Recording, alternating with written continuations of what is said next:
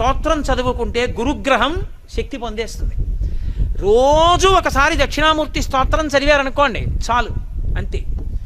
ఆడవనివ్వండి, మగనివ్వండి, పిల్లలవనివ్వండి, ప్రయోజకులు అవుతారు, చక్కగా ఉంటారు. ఏమి పెద్ద ఇబ్బంది పడిపోయి భయంకరమైన స్థితిలోకి వెళ్ళిపోకుండా కాపాడుతుంది దక్షిణామూర్తి స్తోత్రం. అంత గొప్పది. దక్షిణామూర్తి దక్షిణాన్ని ఎందుకు చూస్తాడంటే ఆయన మృత్యుంజయుడు. ఆయన ఉత్తరాన్ని కూర్చుని దక్షిణాన్ని చూస్తాడు. మృత్యువును గూర్చినటువంటి భయము లేనివాడు ఆయన.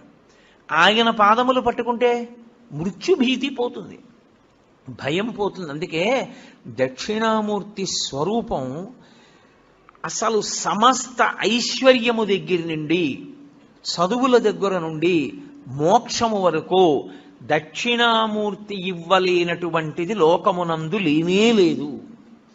అసలు మీకు నేను ఒక గొప్ప రహస్యం చెప్తాను.